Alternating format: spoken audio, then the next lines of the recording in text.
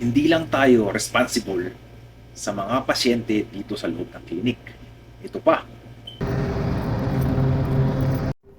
responsible din sa pag-check ng tubig ng camp. Yan na ba yung tubig? Yan ba?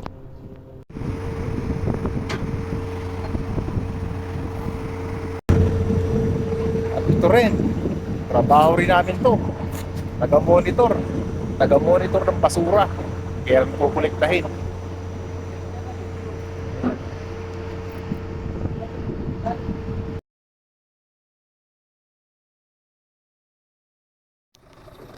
Ayan, trabaho ko rin yan. Taga-monitor ng sewage pit. Yan, sewage water. Akalain nyo yun? Ginagawa rin ito ng mga rig medic.